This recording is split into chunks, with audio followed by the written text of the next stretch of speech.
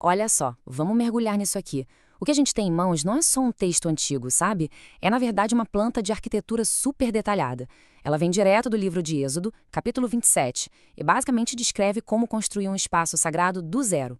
A ideia aqui é a gente desconstruir esse projeto, peça por peça, para entender não só o que foi construído, mas, mais importante, por que foi projetado dessa forma. E a grande pergunta que guia tudo isso é fascinante. Como é que se constrói um espaço sagrado que não é fixo, que pode ser montado, desmontado e levado junto por um povo que está sempre se movendo? Esse é o desafio de engenharia e de design que a gente vai explorar agora. Então, para entender, vamos seguir a lógica da própria planta. A gente começa pelo coração da coisa, o altar de bronze e suas ferramentas. Depois, a gente expande o olhar para o espaço em volta, o pátio com seus portões e acabamentos. E no final, a gente descobre o propósito de tudo isso, uma misteriosa chama perpétua. Tudo começa aqui com a peça central do pátio externo, o altar. Ele não é só um objeto, não. Ele é o centro funcional de todo o espaço. É para lá que tudo converge. E o projeto já começa com as medidas exatas: 5 côvados de comprimento por 5 de largura. A primeira coisa que salta aos olhos é a forma, um quadrado perfeito.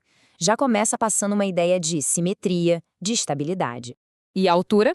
3 côvados. Isso dá mais ou menos 1,35 m de altura. Ou seja, era uma estrutura bem imponente, na altura da cintura de uma pessoa. Impossível de ignorar quando se entrava no pátio. Agora, como ele era feito? Vamos aos detalhes. O esqueleto era de madeira de acácia, que é super resistente, mas o projeto pediu que fosse oco por dentro para ser mais leve. Por fora, ele era inteiramente revestido de cobre, claro, para aguentar o fogo. E um detalhe bem importante: as pontas nos cantos não eram peças separadas, faziam parte da mesma estrutura. Lá dentro, uma grelha, também de cobre, ficava suspensa. Um design que é ao mesmo tempo brilhante e muito funcional. Bom, um altar desse porte precisa de acessórios para funcionar, certo? E, o mais importante, como era um santuário móvel, o projeto tinha que ter uma solução para a questão do transporte.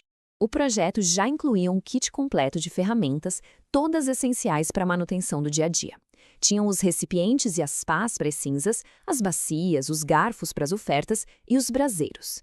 Cada item ali tinha uma função muito específica no ritual. E aqui tem um ponto-chave: a consistência. O texto faz questão de reforçar que todos os utensílios, sem exceção, tinham que ser de cobre. Isso criava uma unidade visual e material em todo o conjunto do altar. Certo, mas e para mover essa estrutura toda?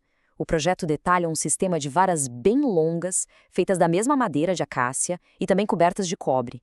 Elas se encaixavam em argolas nas laterais do altar e pronto, dava para carregar nos ombros, um design totalmente pensado para a mobilidade. Com o altar pronto, vamos para a próxima etapa: definir o espaço ao redor dele.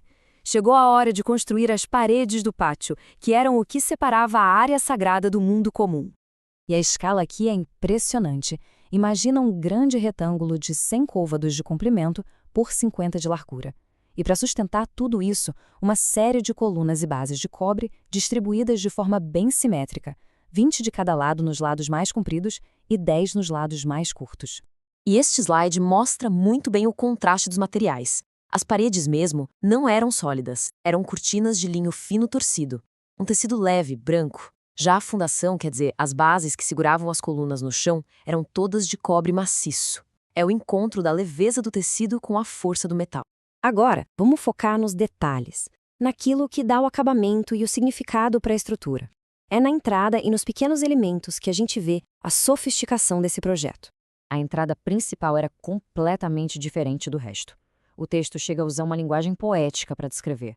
Não era só linho branco, era uma tapeçaria toda colorida e bordada, misturando azul, púrpura e carmesim.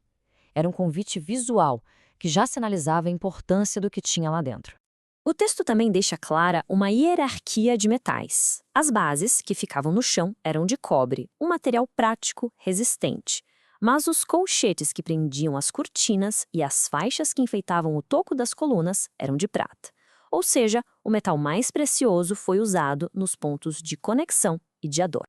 Ok, a estrutura está toda montada, o altar, o pátio, os portões. Mas, para quê?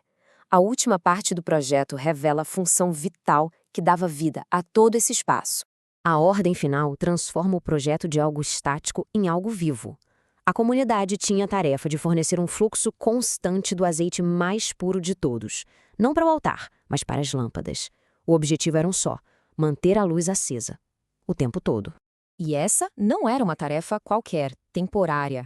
O texto define isso como um estatuto perpétuo, uma responsabilidade contínua que deveria ser passada de geração em geração. Manter a luz acesa era um dever tão duradouro quanto a própria estrutura.